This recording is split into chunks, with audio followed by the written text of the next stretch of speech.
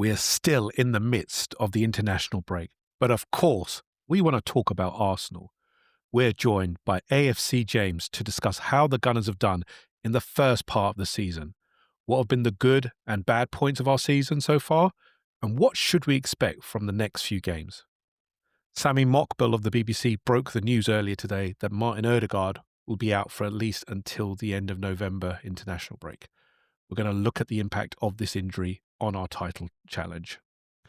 The club are assessing their option in regards to the expansion of the Emirates Stadium. Is this really needed? And what do we think about the options for renovation? We've got lots to talk about on episode 21 of Red Lines and Half Spaces.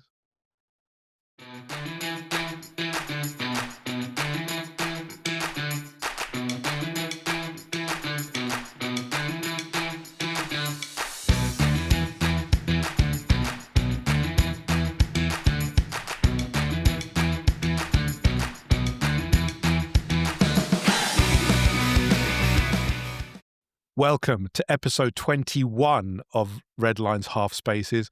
Oh my God, we're in the international break. It's so boring. So boring. I can't take this anymore. So I need someone to liven this up. And there's only one person we could go. Well, actually, we've got two people. I'll start with my co-host first. My lovely co-host, Joe. Joe, how was that one? Come on. They're getting better, mate. Week by week, you're getting better and better at this. So I could become a game show. Will I get game show host status eventually? I don't think we're at that phase yet. Yeah, let's not get ahead of ourselves. You're at phase one of the rebuild currently. So let's give you a few more years, then you might be further down the line. Oh, okay. And then joining us is a Twitter legend. If you do not know his content, where have you been? He has been on so many podcasts, I can't even count it on my fingers. Obviously, I have 10 fingers, but there's more. He's done loads of them. He has been on Latte Firm, No Ratings, Canon podcast, everywhere. He's been, he's one of the very knowledgeable people in Arsenal Twitter. It is AFC James. James, how you doing, my friend? That is a very generous introduction. I'm not sure about very knowledgeable, just very persistent. I'm not sure about. I like that. Twitter very is a space persistent. where if you're persistent, you often will make your way to the top, and that is what I have done for the past 5 years. No, but you've been so. persistent. I will caveat this by saying you're persistent in a good way. There is persistency on Twitter in a bad way, where it's just coming up on your feed every 2 minutes with just drivel. Your one is, I like, we got to know each other. Yeah, I do try and be persistently slightly good. I'm not. There's plenty more people out there who produce better content, but I make sure you will always see it. So thank you for your introduction. It's a pleasure to be invited on here. And mate, I was impressed by your introduction. Also, you're a natural. And thank you. I can't imagine where you've learnt it from. Do you know what? I learned it from the best like yourself, mate. Not from Faisal. Come on, please. If I did it from him, then he'd get a bigger head than he already has, and that head is just as big as it is already and shining too much. Faisal, if you're out there, I'm dissing you for the right reasons. Guys, we are in the international break. It is, as I said, really dull. I mean, how are you finding the international break, James? How do you cope with it? Do you like international break, or are you kind of the opinion like us where this is dull, I want to get back to club football, this is so boring, I'm not interested at all? No, I don't watch any football over the international break. I watched some of the England game, but also kind of nowadays the England games I'm watching hoping our players don't get injured. It used to be quite a novelty when we had so many players in the England team, and we were like, really hoping our guys will do well. Hopefully they play the full 90s. Now I'm like, hopefully they don't play the full 90s. Hopefully they get rested, and hopefully they're all sweet. And that they have been. The England players, Timber has played 2 games for the Netherlands, etc., etc. They all seem fine so far, fingers crossed. So that is what I consider successful international break. As long as our players get through it scot-free, I don't really care what happens. Yeah, I think I'm the same. Joe, are you? I mean, is it just injury watch and nothing else? Just making sure that nothing happens to our players? Do you know what, mate? For me, it's not even that anymore. Like, that used to be my thing. Like, I think, I'll just have a quick watch and just make sure everyone's all right. But I found that too stressful. So now I've just gone, do you know what? I'm going to completely ignore everything that's going on. And once the internationals are over, so what are we today? Monday. So maybe about sort of like Thursday, Thursday, I'll yeah. sort of log back in and I'll just see the state of affairs. Like Arteta's press conference will be the start of my reintegration to football. What, when we go, it's all over. Someone's got When injured, he and comes out and says, "Yeah, we've had 17 players back, about 15 got injuries, but other than that, we're looking good." No, just no. Like James said, it seems like everyone's kind of doing all right, and how many more no internationals injuries. we got? Touch wood as yet. So England have got to I play. think we're nearly there now, aren't we? I think there's only a couple of games to go. I think there's a couple of games to go. Yeah, I think so. So I think we're getting to the end of Yeah. it. So far, so good. Although Liverpool have maybe got some concerns, which is I wish no ill on Liverpool players, but it is what it is. You know. Equally, Can I do you bring not up? find that Go on. like? Sorry, go on, James. Just on the topic of like injuries and players being pulled out, Chelsea Football Club this international break have been absolutely despicable. They withdrew Reece James, Caicedo didn't travel, Enzo got pulled back early. Half of their players just pulled them all away, so they haven't been able to get injured. It's just. I don't know. It's What's what the I'd point like in to see as international well. breaks if Why are some we? teams just go, Why are we not doing yeah, this? none of our players are going to play? It bothers me. I want that as well. I want us to be cute at least and say, "Oh, he got a little foot injury, can't make it. What a shame." You know, No, Rice broke his back, and we're like, yeah, off you I go, know. mate. He could be dead leg. You know, you could have a broken leg and they'll go, "Yeah, it's fine to go. It's fine to go." He can go. Martin Erdegaard literally had his shoulder falling off, and they said he's called up. Yeah, he's going to have to play. And look what happened to him then. It's But we've been saying this for years, haven't we? I remember when Fergie used to pull all the United players out, and we'd be like, "Why are we not doing that?" Man United have pulled Beckham, Neville, Keane, Giggs, Andy Cole, all out of the squad, and we'll go, "Oh yeah, you can have all our players, not a problem." we don't So get it's anything out something of I it. think we've been behind in that sort of aspect for a long time. I think I thought Arteta would be the mastermind of this. He does like these little cute things occasionally. I thought he'd do it, but hey ho, here it we might are. be coming. Here we are. Right, so gentlemen, what we're going to cover today is kind of like the October half-term report. I'm a kid with I'm a dad You're a with a kid? kid in. Yeah, you are a kid who acts I'm a like a big dad. kid. Yeah, Yeah, we all know this already. But I've got a child in school, and obviously we're talking about the half-term coming up. So that's going to be interesting, obviously, for all those parents out there. But obviously, in terms of Arsenal, we've got through this first period, which we all knew was going to be a very tough period when we looked at the fixture list. So I want to take a look at that, get both of your thoughts on how we've navigated this period, how it sets us up for the next period, and then we'll look ahead. We're also going to then talk about, unfortunately, an injury which has happened, which we found out. Well, we found out the timeline more or less, and we're going to talk about that impact. And then we're going to talk about the potential renovation of the Emirates. So let's get going. In terms of in terms of our start to the Premier League, I'm going to go through the results, and then what I'd like from both of you, and we'll get this going, is to discuss your big moment from these games or big takeaway from these games that have come up. Who's been the best player in this period? Again, this is not about the overall season, obviously, but who have you been impressed with, or maybe is an underrated player for this one? Are there any concerns for this period that we have to address? What changes does Arteta need to make? And then your favourite goal. I know that's a lot to take in, but have a think about it while I go through the matches, okay?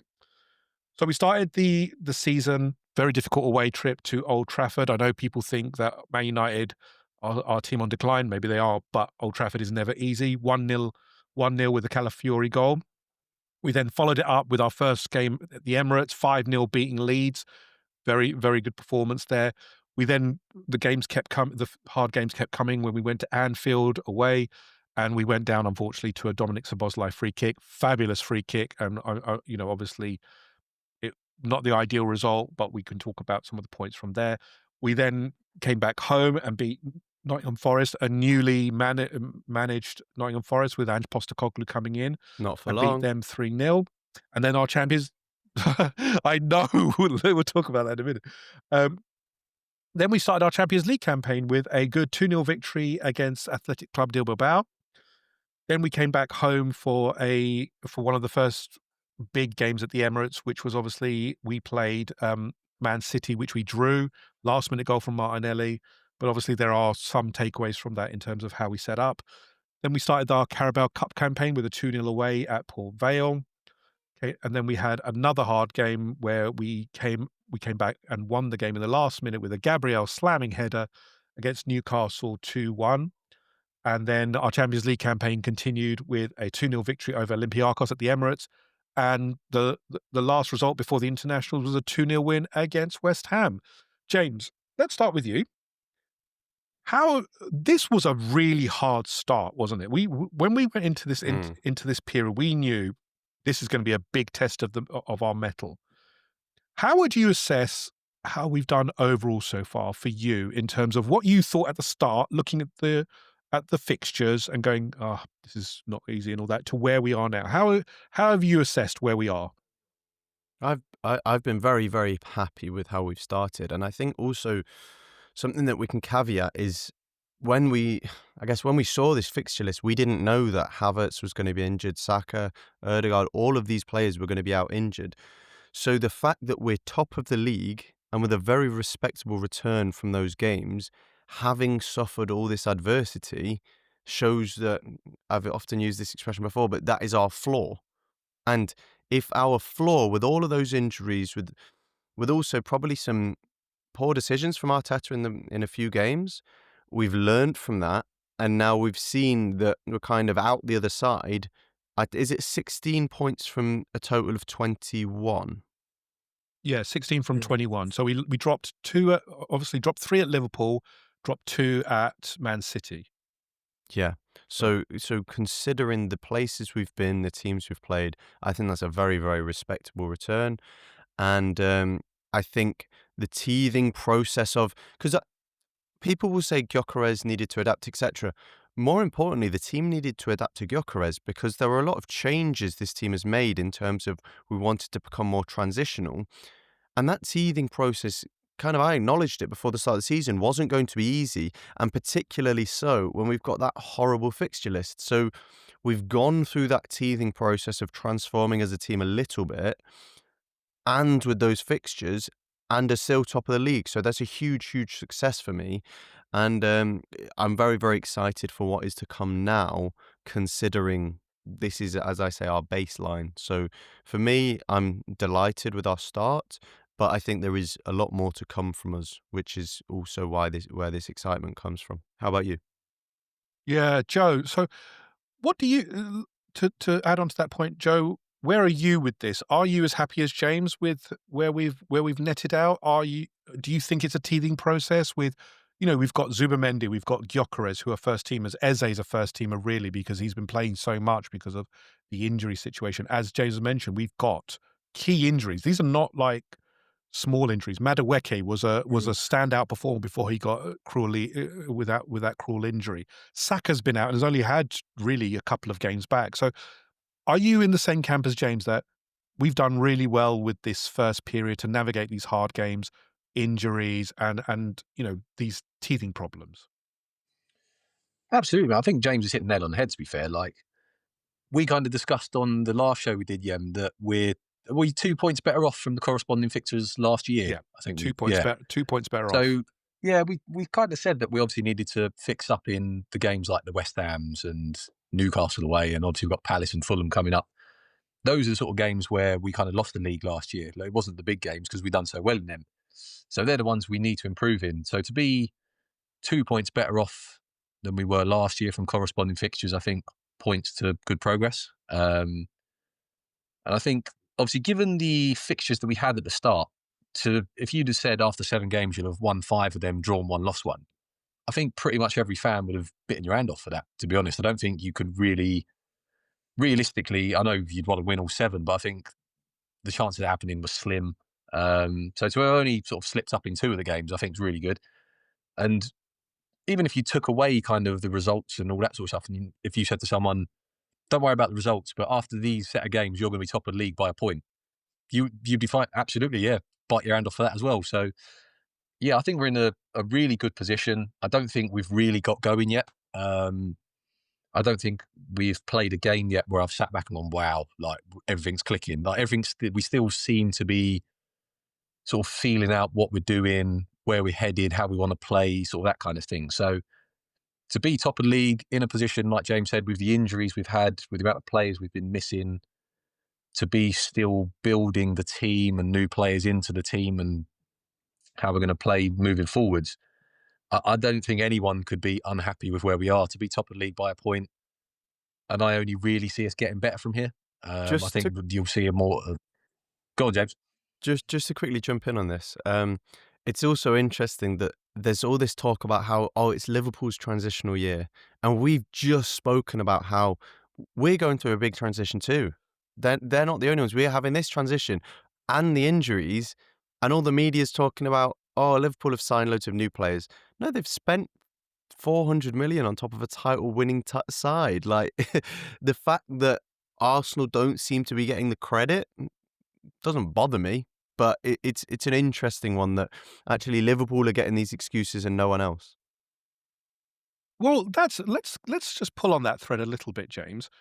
Why are we so only recently, after the West Ham game and after the run of Liverpool's losses, for the first time, Liverpool have strung together 3 losses in a row, and are people talking about it's Arsenal's title to lose? I think that's just, again, media hype and et cetera, 'cause it's too early in the season and Liverpool is still a fabulous team.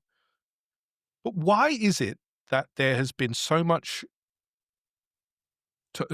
noise on Liverpool's, they're in a transition year now. Why are the excuses coming out? Whereas we don't have that excuse apparently now. We have it's Arsenal's year. It must be our year. Is it that you know we've got as many players. We've probably got more players actually. We've brought in more players than Liverpool have in terms of new players, isn't it? Why are we?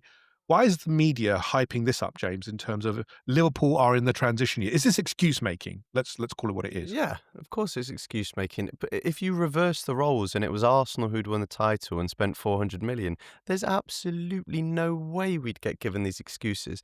Now, the problem is the position we're in, we haven't won a title and we haven't won a Champions League. So we're not in a position to make these hypotheticals and to say if Arsenal, because the instant rebuttal is, well, you haven't.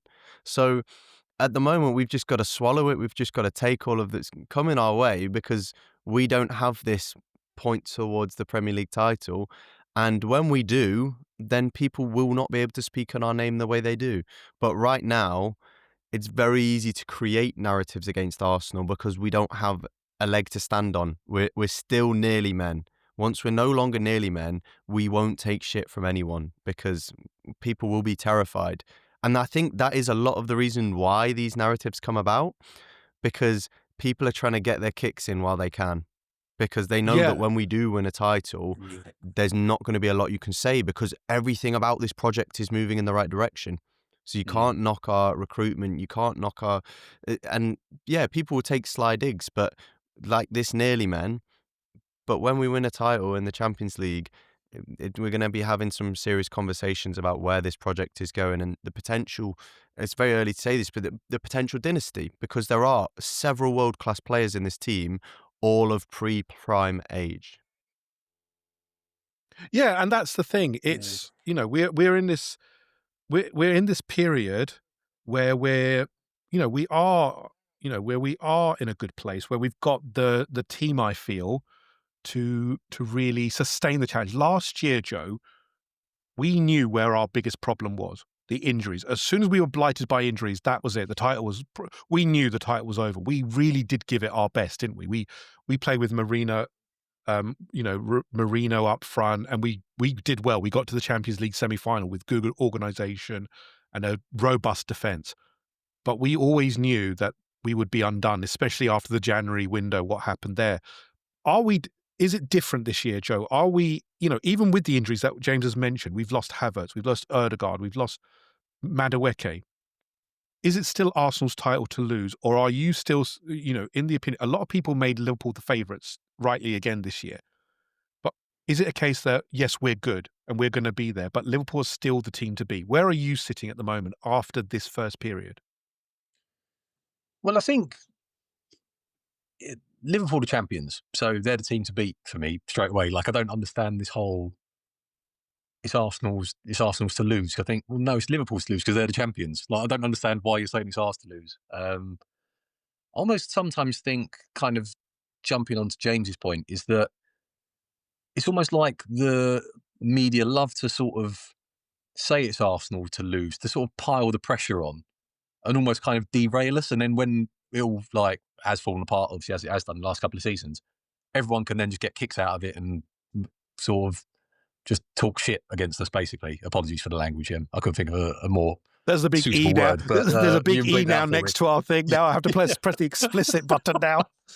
I'm sorry, I'll give you a bit of work to do. But no, I mean, Liverpool are the champions. Like James said, they spent 400 million. How on earth are they not the team like to beat? Yeah. I don't get it. But I think either way, 7 games in, you can't say it's Arsenal's to lose now because there's still 31 games to play. Like anything can happen. Um, if it gets to 27 games and we're 15 points clear, then by all means it's Arsenal's to lose. But I would love that. Do you know I what? just think I would just love an Arsenal title race where it's not where I have a heart attack each time, every time we play. it's not possible.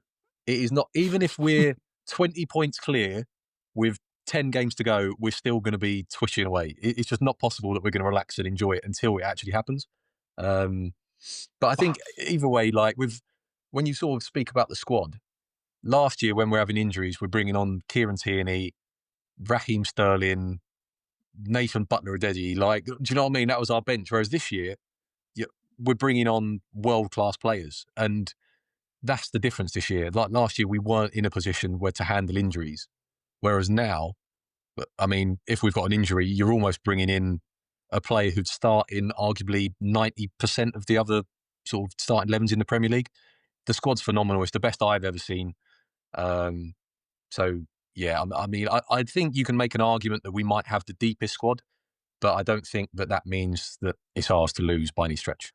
Can Yeah. we also just say it vindicates the transfer strategy by Berta, Arteta, and the board this summer, because there was a lot of discussion about should we spend all the money on Isak or should we distribute the funds, 50 million on Gyökeres, Madueke, Eze, etc.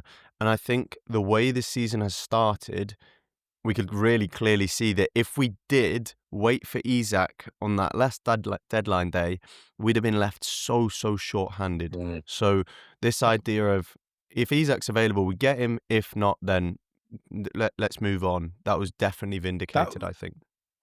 That feels like a very Edu approach, doesn't it? That you solely tunnel vision on Isak. Look, again, Edu did a really fine job in some respects, but we also knew that Berta has done things differently with the, multiple deals in going at one time, and definitely the Isak one would have been. I think he would have put a lot of focus on that, given its size and complexity. I agree Yeah, with you, James. Yeah, there's no way we have the points total that we do now if we just lump in on Isak. Yeah. I don't. Well, we couldn't have done, because if you look at it, we lost Partey, we lost Jorginho in the midfield.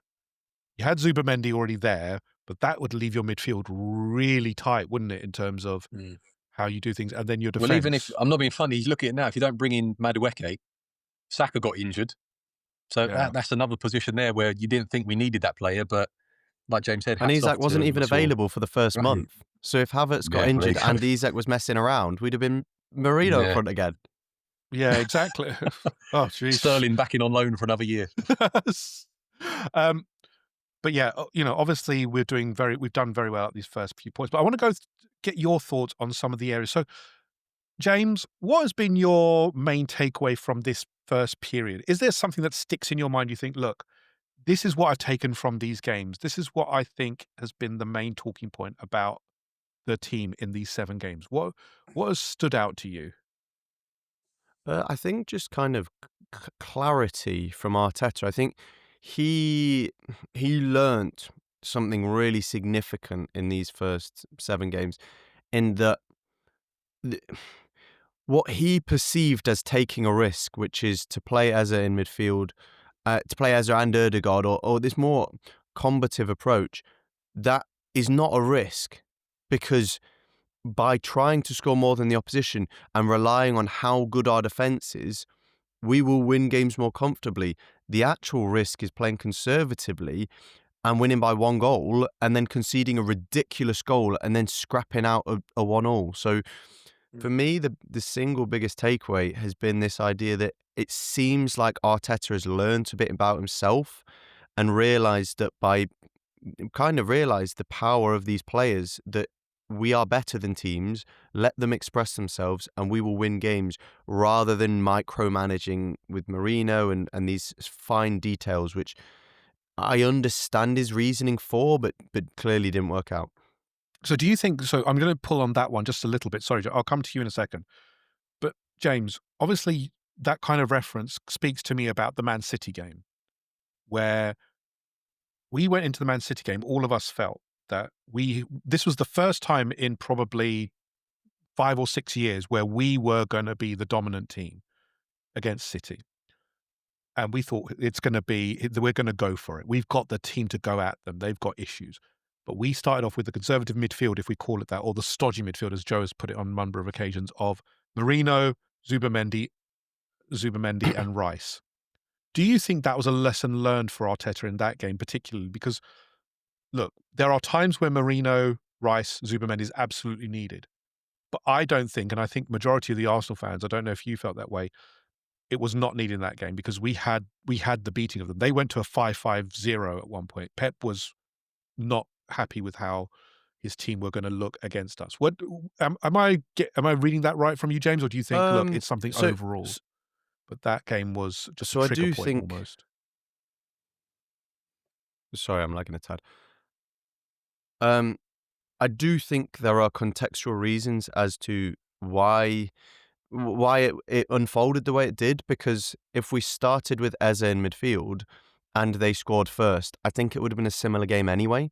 So he almost played Marino in midfield and then we got sucker punched. So the whole game plan was out the window anyway. So if he knew they were going to play that defensively, I'm sure he would have started Eze. The way things panned out, it didn't. But I do think what Arteta learnt that day is how dominant we are. And he thought that it would be quite an even game. But even when Man City, even before they scored, Man City stepped on that field as underdogs. And I don't think Arteta has really experienced that in big games in his career Mm, until now. He's used, and we can almost roll this all the way back to 2020 when we won the FA Cup. We went so pragmatic. We had 30% possession. Tierney would whip the ball down the left to Aubameyang, and we'd score really, really robotically constructed goals. Fast forward 3 to 4 years, we become more toe-to-toe with these teams. I think now we're getting to the point where we don't need to go toe-to-toe. We can impose ourselves on those teams and play our way rather than trying to meet in the middle. And I think hopefully Arteta's learnt from that game that City, and Pep said himself, he said we had to play like this against Arsenal. They were so good. We had to show them the respect. And hopefully we'll go into these games in future with this combative midfield in, and we will be on the front foot from the start and not give them as much respect as we did, because these players, man for man, are, I don't want to say the best in the league because I think Liverpool are really up there, but the way we're currently coached and kind of the solidity across every single position, I would have as best in the league. Other teams have more mavericks with Isak, Salah, these type of players, but pound for pound across the board, I think we are the strongest 11. yeah, no, I agree with you. Joe, what's been your main standout takeaway from the start of the Premier League and the Champions League for Arsenal? Um, Probably similar to James's, so I won't sort of go over what he said because he's put it in a far more eloquent way than I ever could. But I think another a sort of big thing for me would be if you kind of look at the table, head into sort of that last 5 minutes of the City game, and obviously how things could have been different. I think it just points to a fact that the league and the title race is never going to be straightforward. Realistically, we could have been 8 points off the top if sort of Newcastle and City had gone another way and Liverpool hadn't conceded 2 late goals. So that could have happened. I mean, if Liverpool hadn't scored late goals in the opening sort of 3 or 4 games they had, they could be miles behind us if we'd sort of got goals in late goals as well. So I think it just points to kind of going back to the discussion we had at the start when we talked about whose league is it, who's got it, who's going to throw it away, who's going to run away with it. I just don't think that's going to happen. And I think what you get from the media these days is very knee-jerk reactions to every result. Every result's either a nightmare or every result's sort of like a dream. There's no kind of just sort of consistent take throughout the year, going, okay, Arsenal are building along nicely. Okay, Liverpool have dropped some points, but it's not the end of the world. They'll be back. You don't really get that now. Um, so for me, it's just kind of, I think the best thing we can do as fans over the coming months is ignore the mainstream media as much as possible, regardless of the results that come in. Because if especially we Paul lose Scholes. one game, yeah, yeah, I mean, take your pick. There's plenty of them, but I mean, if we lose one game, you'll be hearing the media say, "Oh, Arsenal, they haven't got the mentality. They can't do it. They're bottling it again." And it's not that simple. But like, I mean, up until sort of the 30th game, it could go either way. Do you know what I mean? It's only once you get towards the end of the season you can start making these kind of analytical points in inverted commas. But no, I think it's just for me. I've already tried doing it this year, and that's listening less to the build up on Sky Sports and listening less to reviews after games. I'll watch the 90 minutes and then I'll turn it off. And I find for my own mental health, it's a lot better. And I'm genuinely, and I'm able to kind of look at a game far more sort of pragmatically than if you listen to the mainstream media. You kind of buy into it and you almost get a bit influenced by it. So yeah, I think it's just an appreciation that it's going to be a long season. There's going to be a lot of ups and downs on the way, but we need to kind of be on like a constant rather than constant waves of up and down because it's just exhausting. And we've seen in years gone by how that's resulted for us come the end of the season. Yeah, I agree. It seems like the media have got a playbook of Arsenal, like sentence paragraphs to write, bottle jobs, not good enough, etc. So yeah, I agree with you. I think the media hype, and obviously that's what they're looking for. They're looking for some kind of news article that will get the hits. It's not about what actually is there and the long term view. It's more about this game. Oh, they didn't look like title challengers. That's it. Mm, No game will you look so spectacular every game. It's never been a title race like that. mm. Usually there's, as you said, ups and downs. But I want to touch upon so for both of you, was there a concern that crept up in the start of the season? James, was there anything that concerned you that you're like, we need to get a handle on that. We need to sort this out before the bulk of the Premier League gets going effectively? Um, not much aside from what we've kind of discussed quite crucially, which was the Marino midfield situation.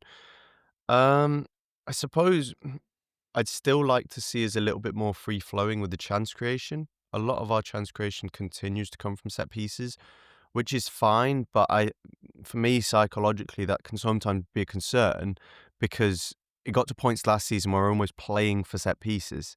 And then you come up against a team who are really good at defending set pieces, and we're like, wait, this corner button isn't working. Like, what do we do? Um, so that's one thing that I'd like to see us continue. Just focus on shooting more in simple terms, because I often see us play it around the box, and then eventually we'll cross, get a corner, and then play it that way. Sometimes these chances, especially when you've got players like Eza and Saka, just shoot, see what happens. And a lot of those shots will end up with blocks, and a player will pick up the ball, or it'll end up in corners, and we know what happens. So I guess that's the one thing, is just taking more risks in possession, because out of possession, we know we're good enough. I'm not concerned if they win the ball and start running at Gabriel and Saliba. I always say Galiba and Sabriel. So, Galibra Saville. It's those so yeah, It's those new players we bought, isn't it? It's those new players. so yeah, basically take more risks and just trust what we have. But I think kind of conjoining those 2 points, I think we've begun to do that more since we've moved Eza into the 10. Yeah, I agree. Joe, what's been your takeaway? Are there any areas of concern for you from these first from period in the league? Um, again, like James said, just that chance creation, mate. I think was the main thing that kind of all of us were sort of questioning, if you like, just saying, okay, well, give them a bit of time, obviously, because there's a lot of new players in that system, and it's going to take time. But you just want to see Arteta kind of let them loose, if you like, and just let these players really go. Because if he does, someone is going to get a pasting from us. If it all clicks, and if these players are allowed one day, just if he goes, don't express yourself, there could be some crimes upon our hands. We could witness something quite horrible for someone. So There's that, and then the only other thing, injuries again. We seem to get a lot of injuries. I mean, I know it's not particularly this year. There's not a lot of sort of overuse injuries in terms of like hamstring pulls and stuff. But I mean, we know Odegaard's been very unfortunate with his injuries. Calafiori, touchwood, so far has been okay, but we still seem to be picking up a lot of injuries. So that's the only thing that would concern me, is that is there something going on sort of on a day-to-day basis in the training ground, nutrition wise? Obviously, that's so important now as well. Is there something we're not quite getting right, which is maybe just contributing to the injuries? Obviously, that's something as fans I don't think we'll ever really know. But it's just something to maybe consider going forward, and maybe something that the club need to potentially have a look at. No, fair enough. I think it's a legitimate concern because look, we've got a majority of our injuries have been hamstring. A lot of hamstring have gone. Kai Saka's, Kai Havertz is obviously still out with a hamstring injury. Madueke, again was a ACL. Was it ACL or was it? It's an ACL, MCL. isn't it? It's an MCL. So Yeah. MCL again. Is it our training? Arteta is a hard trainer. We already know that. That's part of what it is. A lot of rigor goes into that. But obviously, is that concerning? With Mm. Madueke, I think it's a different story. He played a lot of football, given that he participated in the Club World Cup and only Mm. had 2 weeks Yeah, holiday. So I actually had a bit of an issue with that. I heard that he cut his holiday short because he wanted to get mm, back Mhm. with Arsenal early. Now, I think we told him hang fire a little bit, but I still feel like we should have said, look, for your long-term safety, have the full allocated pre-season and come back when you're fully ready. Because Mm. I know he wasn't playing every game in the Club World Cup, but we've seen Chelsea suffer a lot of injuries now. So Mm. we need to be uber careful with these type of things. And again, it's kind of been historical under Arteta. Players like Ben White, we've overused him in the first place and then long term suffered from it. Yeah. So with Madueke, we don't want to have a similar situation. Let him fully recover and then come back into the team when he's ready.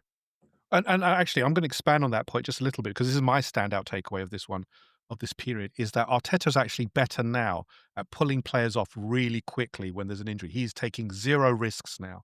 I think Martin Odegaard Mhm. was the first time I actually saw him when he sat down in the West Ham game, where he kept him on, where he was kept on instead of taking him off straight away. And I think that was Odegaard's decision. But I'm more pleased with how less risk averse now Arteta is. He's saying, first 2 minutes, Saliba went down with a with an injury. He said, "I'm not having it. Get Mosquera on." Even though Mosquera hadn't Yep. played, get him on and look what he did. He is more confident in that squad, whereas in the years gone past, he's been really averse to dropping players in. He's not got any problems now with saying, "Look, let's take this player off and bring them in." Madueke got injured. That's fine. Saka has come back. And obviously, Bukayo Saka is, you're replacing quality for quality. But that the ability to do that and be confident in your squad that you're not going to be diminished is something I think Arteta's just got to now, rather than in the Yep. last couple of years. I think we're at that point where he's like happy with the squad.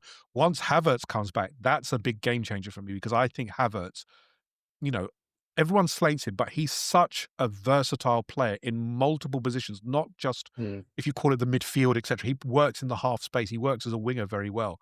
So I can't wait for him to come back and also to give Gyökeres a rest. Um, Let me ask you then for a bit of a fun one. Who's been your standout player, James, so far? Or who's been So, your not standout? Who's been your player? Who's been your player that you've really enjoyed in this so period? I think the two technical player of the seasons for me would be either of the fullback, Calafiori or Timber. Calafiori Mm. started off as our most important player. Timber in the last few games has been unbelievable. But for contextual reasons, I'm going to go for Zubimendi because that position and in that role in this league is the hardest position to walk in and play.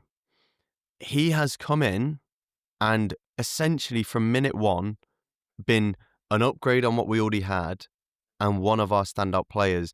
And he's just changed our lives. And you could see how this system has been waiting on someone who's been able to do that. And because it is such a difficult role, you can't just grab these guys from the market for free. They don't come about very often. But Arteta last year went to Zubimendi, said, "Please, mate, please ignore the Scousers. I need you at my club, Arsenal." And somehow, Zubimendi stayed in the Basque Mountains for another year, and walked through our door this summer and has been a revelation. He's been so good for us, and especially in the West Ham game was kind of highlighted that most, where Mm. he came on for Erdegaard and was just everywhere. Like, you can see that even though he started well, he's getting better and better. His Yeah. physicality is improving, and kind of, yeah, understanding his role in the team and his relationism with Rice. It's super impressive for me. Joe, been your player? I wrote down 3 players and James has named all of them. So I think, Name yeah, one. You got so to go with James one. was Go with once. one. Go with one. Oh, seeing as James has gone Zubimendi, I'll go Calafiori simply because I think we've all seen glimpses of what he can do, and I think we was all very excited at the prospect of what a fit Calafiori could do. And I think over this first 7 games, we've seen consistency from Calafiori, which I think was what everyone was waiting for. He's been amazing going forward. He's just been so unpredictable, popping up on right wing at occasions, popping in at the 10, steaming down the left wing. He's literally been everywhere going forward, really good on the ball. But defensively this year, when he's needed to, like we had concerns. I think it was Liverpool, did we say we was kind of Liverpool. debating whether Yeah, when he came. MLS would come in to deal with Salah. And now you look what Calafiori done. He locked him down. Like he's been unbelievable defensively as well. So I think over those 7 games, you've seen what Arteta has seen in Calafiori, and you've seen that defensively he's outstanding. Going forward, he's outstanding. And if he can stay fit for the entire year and he just keeps building on how he started, then yeah, he'll probably comfortably be in the team of the season, I think, because he's been outstanding. And I think you might be able to fact check me on this, but I think he's something like he's got the second highest chance creation for Arsenal or something, and he's playing at left back. So I He's Oh, mean, had the he's most just really? shots been this season. He's had the yeah, most that's right. shots as well. Wow. It's outrageous. He's just he's unbelievable. He So yeah, doesn't for me, care, mate, does he? He doesn't it's care, been does he? He Calafiori doesn't. for me. He's just outstanding. No, do you know what? Both of your shouts are excellent. Do you know what? Zubimendi was my standout player because I just think as James said, he's changed our lives. He's just such Yeah. a difference maker in terms of comfort. And Rice has been freed up. Rice looks a lot. Rice was a good player, but he looks even better with Zubimendi next to him just because he makes him better. But Mm. Calafiori as well has been equally as good. It's Just on that it's got- Zubimendi point as well, he just has a feel for the game which we've lacked before. yeah. Rice doesn't have it either, to be frank. He's English, not Spanish, basically. But Zubimendi just knows when to speed the game up and knows when to slow the game down. And that has a transition effect to everyone else on the team. So we had Erdegaard before, but when you're not the central hub, it's slightly different. But Zubimendi, yeah, has kind of transmit that through the rest of the team. And now we can see in games more. When we're controlling, we're really controlling. And when we need to turn up the dial, we're doing that much more effectively. And we seem to Yeah. know when to do that much better than before. Yeah, he feels like that metronome. Martin Odegaard has been a good metronome as well, but Zubimendi at the deep level as well. What I like about him as well, he knows his positional awareness. He knows when to drop back into the defence to perform that extra man when Calafiori goes on his exertions. He's so well. His analytical brain is unbelievable. It just feels like he sees the game differently from other players. Really good choices, guys. I really appreciate that. We're going to now look at some news. Obviously, we've looked at our first half of the season, but actually, before that, I want to touch upon just briefly what's your expectation for the second half. We're going into a little bit of an easier run. We've got games against Crystal Palace, not easy, I know, but we're calling them more winnable games if we call it that. So, James, where do you see? Now until Christmas, or let's call it now until the next international break. We've got, if we look at the fixtures, um, we've got Crystal Palace this weekend, is it? No, this weekend it's Fulham. We've got Fulham away. Then we've got the Champions League with Atletico at home. Crystal Palace next Sunday. Brighton at home. Then you've got Burnley away. Slavia Prague in the Champions League away. Sunderland. And then the international break occurs, and then the North London derbies after that. James, those are it's a fairly decent schedule. I mean, the Atletico Madrid stands out because obviously Atletico are going great guns in the Champions League. But what's your expectation, just briefly? Obviously, I don't want to dive too much into it, but what would I your mean, expectations be? Should we be looking to win all of those? essentially, yeah. And I know often people will say, "Oh, we're better than every other team in the league. We should be winning all of those." No team wins 38 game Premier League games a season. Uh, but this short stretch of games, they are all very winnable. And even with the caveat of if our performance drops, we most certainly shouldn't be losing any. So maybe we'll draw one, but I would be disappointed if we draw any of those games. Yeah, I I mean, if think considering our depth as well, we can afford to rotate in a game midweek and still be able to beat whoever we're playing. So yeah, I think we're capable of winning them all. Yeah, I mean, I'm looking at the Fulham one. That's going to be a very interesting one because Fulham last year we lost, and we typically do lose at Craven. We don't do well at Craven Cottage. It's been a bit of a mixed bag for us. And Marco Silva's team is very good, but then you've also got to factor in we're playing Atletico in the midweek. So, Joe, I mean, where are you standing with this period that's coming up? Should we be looking to win all the games, or are you kind of the look? It's the Premier League. It's still going to be difficult. I'm expecting what a draw or a loss, etc. Where do you stand on it, or are we looking to win everything with the squad we've got? I don't think those points are exclusive. I think you can be both. I think you can appreciate that it's the Premier League and it's going to be difficult. But equally, if we want to win the league, I think we should be aiming to win all these games. Um, Fulham away, Palace at home, the sort of in terms of the Premier League, Burnley away, Sunderland away.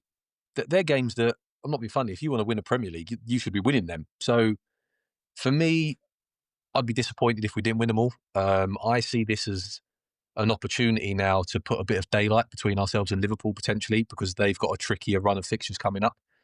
Um, and last year we saw, unfortunately, when it was coming to these games where we should be winning, that's where we was dropping points. So that's why essentially we never caught Liverpool because in the games where you'd want to win the game, get the points to sort of keep up with them, we were slipping up all the time, and that's why we just never really got close to them in the end. So this is a real chance for us now, I think, to with Liverpool having a trickier run than us, is to build a bit of a gap, whether that gap is 3 points, 5 points, whatever it might be. I would expect us now to really kind of push on. And like James said, we've got the squad that's big enough now to deal with kind of rotating. Players aren't going to need to play all 4 games. There's not going to be the starting 11 every game. We're not going to play the same system in every game. So the opposition are going to find it harder to set up against us. And we've got a lot more options now to really go at these teams. And if teams are able to kind of do that deep block and make things difficult, we've got options to come in and change it, like we've already proven this season. So, yeah, I think for me, mate, I want to see us now really push on, and yeah, I want to see us win all these games. To be honest, So then let me ask you both in what points tally, 5 games. What's your points tally at the end of that? What do you think? 15. Well, yeah, that's what I like, James. I like No, that. no. But I don't think that's it. It's not even this fanciful thinking. It's if if we are going to win this title, we will need to get 15 points there. And if we drop any points, do it in the Champions League because for me, that's where you can afford to drop these slight points. It's not ideal, but that's why I'd rather drop points at this point in the Champions League than the Premier League. But yeah, if we're going to win the title, we need to pick up maximum points from those in the Premier League. Okay. Joe, for you? I've already said it, mate. I want all the wins. So you think so? 15 points for both of you. I'm going to agree with you. I think if you're truly going to go for the title, it has to be everyone has to be a win because these are games that we would have struggled with, and you Man can't have City and this. Liverpool would win these games when Yeah, they're challenging for the title. yeah. We have to win these. Okay. Thank you very much, gentlemen. Well, let's move on quickly. We're running out of time because we love talking about Arsenal and it always gets us. Um, Unfortunately, so Sammy Mokbel reported today that Martin Odegaard is likely to be out until after the international break, so he may make the North London derby. James, let's start off with you. This is not great news, is it? He's had a bad run of injuries, and it's not anything to do with his injury proneness, etc. He's just been unlucky, hasn't he, in these games? I mean, he's now out for what, about 4 weeks or so? That's not great, is it, for his season and not for us either? Yeah, the biggest shame and frustration as well is that he was actually just finding his feet. Yeah, he looked We kind of that saw he that Olympiacos game. He looked so good. Exactly, exactly. So I know that people will say he wasn't at his best form for Arsenal, but yeah, he was just starting to find his feet. We know he'd suffered from that ankle injury for a long time, gaining some momentum, and then he's out again, which is hugely frustrating. And I think even when he's not at his best, what he brings to the team and the squad is very, very underestimated a lot of the time. But we will have to cope without him, and there's a reason why we bought Emirates Eze, and the next 5 or 6 games will prove that. And don't forget Ethan Wanyeri, who will be Mm. vital for these rotational games. We are blessed now that we do have top players who Yeah. can stand in for him, but no doubt it will be a blow.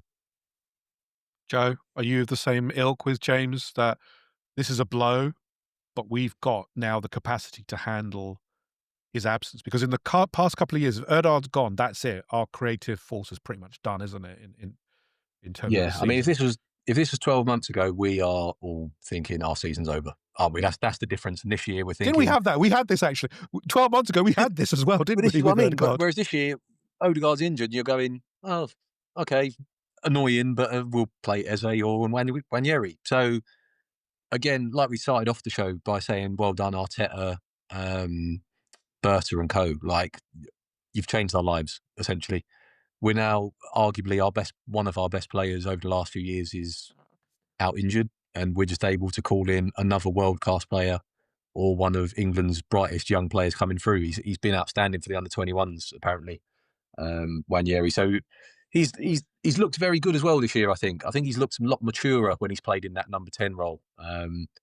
So yeah, we've got plenty of options. We're still able to rotate in there. We're not going to be solely relying on Eze. Obviously, the majority of the burden will fall on him because he's a world class player. But Ethan can come in and do a job in them games. It's not like we're asking him to come in and do wonders against a Liverpool, City, a Newcastle. They're all out the way. Yep. These are games where you'd expect someone like Eze and Wanyeri to be able to kind of show their class, if you like, and really make a difference in these games. So yeah, I mean the only positive to take from this is that it's 4 weeks and not what we all initially feared it might be, and that was another ACL, which could have been months. So yes, it's annoying he's out for 4 weeks, but hopefully this is kind of his luck turning, if you like. And it's a bit of good luck that it's only going to be four rather than looking like another season out. Yeah, I mean, again, it's been no fault of his own. Two impact injuries in the Mm, shoulder, and then obviously this knocking of the knees affected, which is another impact.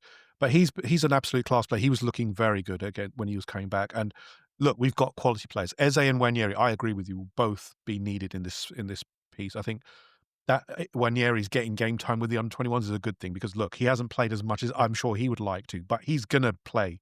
There is no doubt he will play games this season. I think the key thing I have to, is if you're expecting to be a player who's going to play every game this season at Arsenal, don't, because very few players will play every game. I think it's shown that if we do that, we will burn these players out, and you're going to end mm, up worse. Ben White is a perfect example. Look, he's only starting to find some form now, and that's taken 2 years pretty much because on and off injuries, etc. So I think players just need to understand, look, we are all in this together. This is going to be a big fight, and we've got plenty of games to get through. So, yeah, I'm looking forward to seeing how we cope without Odegaard, but I think we're better equipped than last year. Just finally, on our final point, the Emirates Stadium has obviously opened in 2006, but is starting to show its age a little bit against some of our rivals, if we call it that, the Tottenham Hotspur Stadium, the new Everton Stadium, Real Madrid's refit, and now obviously the Camp Nou is about to be finished off. Obviously, the news has been that we are looking to renovate the stadium. And there is talk of obviously the options around that. Do we expand seating or add hospitality, etc.? But all of these will lead to some kind of impact on the fans. Either there is reduced seating or there's even a plan to move us to Wembley potentially, which is something we've done before. James, I'll start off with you. Do we need to upgrade the Emirates Stadium first? Is my first question. Um, I don't think we need to per se. I think there's a lot of snobbery around. There's not enough space in the Emirates because for the big games, no one can get a seat. I think after that period where everyone absolutely adored Arsenal, wanted to go to Arsenal in the 2022-23 season. I think now it is a lot easier than it was then to get tickets, and I think you do sometimes see empty seats, especially in, for example, the Champions League games. So this snobbery of, "Oh, the stadium's not big enough at all," I don't think is necessarily true. But yeah, we could definitely fill a bigger stadium, and we want to be the biggest stadium in London. So Tottenham built their stadium a few hundred seats bigger than us. We can bat them down again and say, "Hang on a minute, this ain't right. Let's build the stand slightly bigger and show them what colour London is." So, yeah, I don't think it's an absolute necessity, but the way this club is growing in commercially on the pitch, I think there's absolutely no harm in saying, let's capitalize on this success and continue to build in the stadium too, especially considering match day revenue makes quite a significant amount for the club. So Joe, just expand on that point because you and I are season ticket holders and we go to most of the games. Do you feel that we are lagging a little bit behind in terms of not just size, but the experience of the Arsenal match day? That if you look at the modern stadiums, they're ultra, obviously ultra modern feel, there's different services, fan zones, all of these kind of things. The Emirates Stadium was built in 2006, primarily with the resource of hospitality and an upgraded, capacity. But now there are more demands on a club to provide, expansion of facilities to have better, a better hospitality, better match day experience, those kind of things. Do you think, you know, adding capacity is one thing, and we do need to, I feel, because, as we said, we all want to get tickets and we want our fans to attend and, to make those match day revenues for the club. But do we need, as a match going fan who's gone to the Emirates, week on week for the home games, do we need to expand those services as well? Is that something we should also be looking at? Because if we look at where the Kroenkes have put their major money, it's obviously been in SoFi Stadium where the Rams play. And obviously that is an ultra, ultra modern stadium that you just look at and go, wow, that's what I want as my stadium. That's if I look at the rest of the stadiums I've seen, I have not been as impressed with any other stadium as the SoFi in Mm. terms of it's wow, just that wow factor. Yes, mate. I think for me, I think the fact you can't be on your phone in the stadium, I think, is shocking. Because I'm not being funny. Like football is so interactive now, isn't it? Like any other stadium you go to, you're Mm. able to get your phone up, you're able to have a look at stats, you're able to have a look at replays of incidents. In the Emirates, no one's phone works. So you've got no connectivity in there for anything, basically. You Not can't that's even a check the bad thing, results, obviously. can you? You can't even check the That's what I results mean. at all. You focus on the game, which is a good thing. But I think as like if we're talking about like a fan experience, you can't check results. You can't see what else is going on. I think that's not good enough. I think in terms of getting a pint during the game is an absolute nightmare. This season, more so than any other so far, I found. You literally have to go and queue up for just an extortionate amount of time, and the service isn't good enough. Like things like that, I think need to be improved. But I think for me, the thing where Arsenal, I think, in terms of this stadium expansion, are looking to progress is obviously you've seen Spurs use NFL and all the other kind of stuff they've got going on with that Formula One thing that they do as well. And like that stadium is used all year round. Arsenal are obviously a bit hamstrung by our location. We're in like prime central London that you don't have the space around to build like a complex like Man City have done, for example. Arsenal are never going to do that. But I think that Arsenal, by modernising the stadium, maybe increasing capacity slightly, I think there is definitely a market there to be tapped into and more kind of monetary funds can be generated from that. Because if you look at what Arsenal could potentially do, is what Spurs are doing with music concerts and all that kind of stuff. So there's so much money to be made. And I think that if you look at where Arsenal recently made additions to the board, I think you can clearly see they're thinking along the lines of, right, okay, real estate. How can we make this bigger? How can we make it better? How can it generate more money? So, yeah, I think that, yes, they want to improve it for Arsenal fans. In terms of increasing capacity, I would hope that it would be to include more regular seats, not more corporate. But obviously, that's something that the club you'd have to speak to them about. I imagine it'd be corporate seats, but you'd like to see more people on a season ticket waiting list. get the chance to come to games. Um, so yeah, like we said, I think there's always room for improvement if we want to be the best club in the world and sort of the force in English football. You have to keep up with your rivals. We know Chelsea are looking into trying to build a bigger and better stadium. Man United are obviously they're looking to do it. Liverpool have increased the stand up at Anfield. So other teams are doing it. We can't be left behind. We need to do it as well. Um, I'll be honest, the thought of going back to Wembley sends a shiver down my spine because I remember Oh, making that journey for le- Champions League games. I remember oh yeah, Gabriel I remember. Batistuta tearing us apart. I We were remember there. Dynamo But Kiev, Barcelona so let's 4-2, like talk all about. these games.